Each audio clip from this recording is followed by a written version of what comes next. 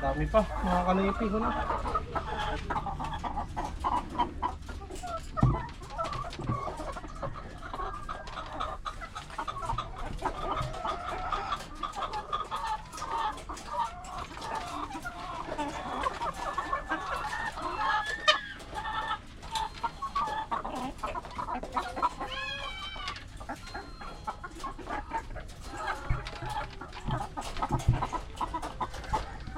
Ayan mga kanipi, ito lahat yung nakuha natin ngayon.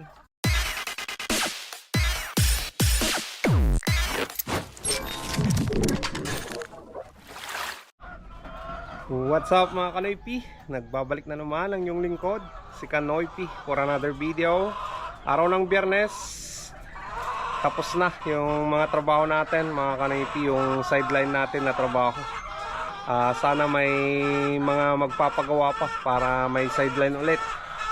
So ngayon, update ko muna kayo dito sa aking mga alagang manok. Ayan, pasyalan muna natin para ma-update ko kayo. So kita nyo naman mga kanipi, masisigla pa rin mga kanipi kahit itong mga first batch ko na manok.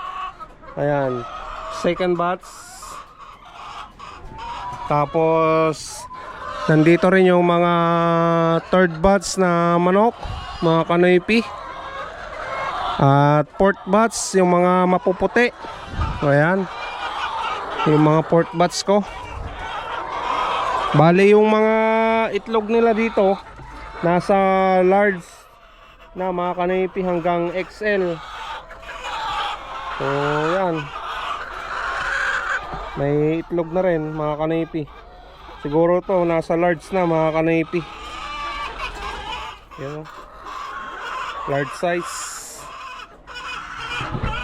At i-update ko rin kayo dito sa aking pang fifth batch na manok.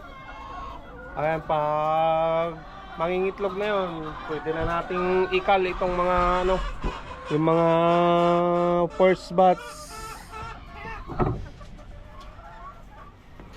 Yan, papakita ko muna sa inyo yung ano, pang fifth batch ko na alagang manok. 2 months na tong mga to mga kanipi, itong mga nandito sa kulungan. Saglit, lagyan natin ng ano, ayan o, mga kanipi. Ayan na yung itsura nila, yung mga fifth batch ko na manok.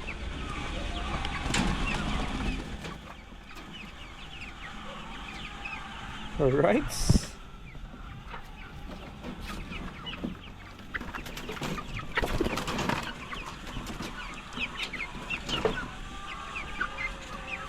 ayan, kita nyo naman mga kanipi, pero may maliit pa rin. Ayan o, pero hahabol din yan mga kanipi pag tumagal.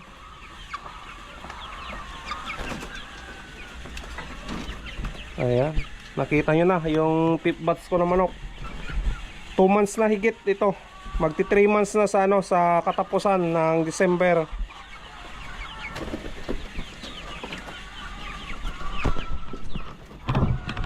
So gutom na mga yan, kailangan ko nang magpakain sa kanila. Tapos schedule din kasi natin na maglilinis dito sa ano, sa kulungan nila dyan, yung mga manok ko na nangingitlog. Kailangan nating maglinis para hindi mangamoy. No? Pakain muna ako saglit. Ayan mga kanipi, pakain tayo sa aking mga alagang manok para mangitlog pa sila ng marami.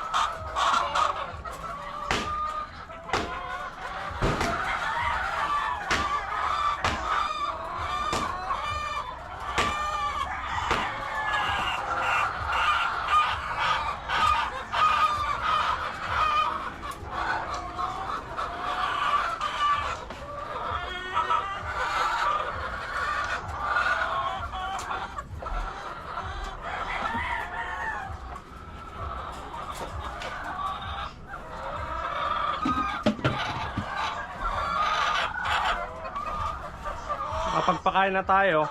Ngayon naman, palit tayo ng inumin nila, mga Kanoypi. Right?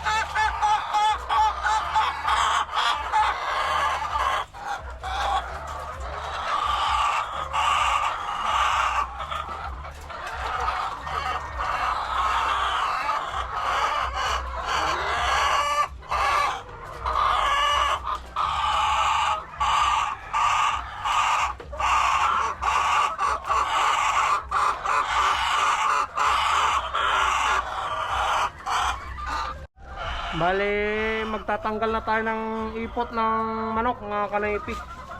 Ayan. I-update ko na lang kayo mamaya pag natapos na, no? Yan muna kayo. Ayun mga kanaypi, natapos ko rin yung paglilinis dito sa kulungan ng manok. Ayan. Malinis na naman yan, wala nang ipot yan mga kanaypi. Bagong ipa na naman yung nakalagay dyan. Tapos marami na rin silang na i-drop na itlog. Yung mga manok ko na yan.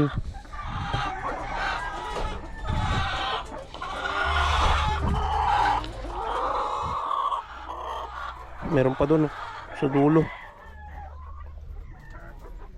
Ayan mga kanaypi.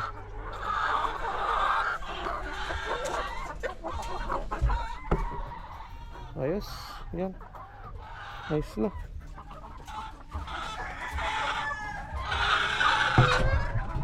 So natapos na naman mga kanaypi yung paglilinis natin dito. Ayos. Mamaya siguro washingan ko si Mia. Pero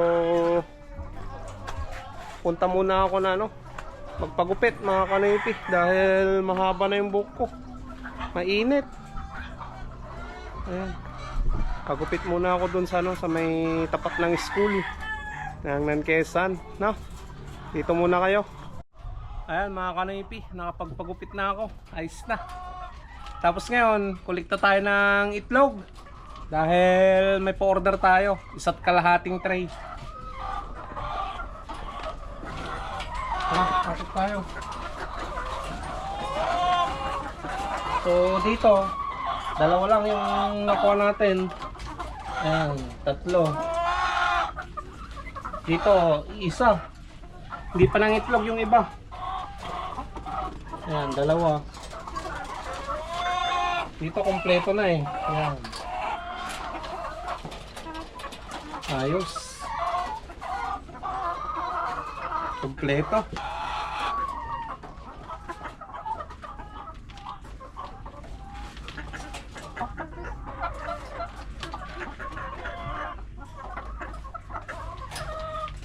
Harvest tayo ng itlog mga kanaypi.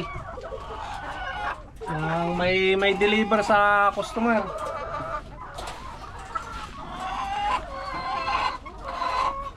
Kulang-kulang pa yung itlog nila mga kanaypi.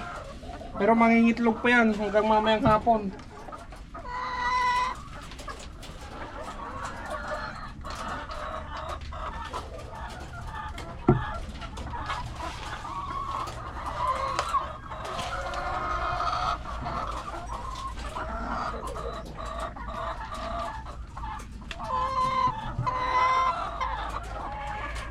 Yung iba talaga nasa dulo. Katulad dito, yan o. Yan o, may itlog dito sa dulo. Mga kanaypi.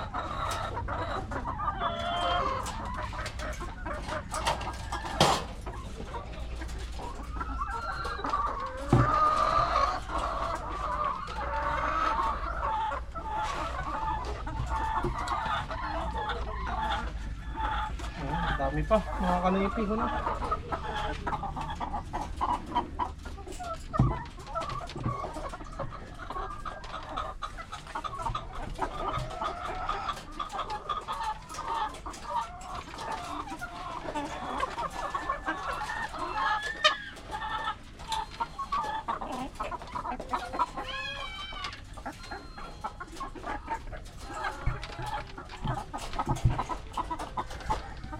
Ayan mga kanaypi, ito lahat yung nakuha natin ngayon.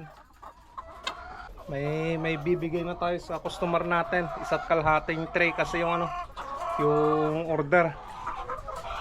Pero kanina nakapag-deliver na rin ako ng 2 tray mga kanaypi sa pa-order natin kahapon. Ngayon 1.5 naman i-deliver natin.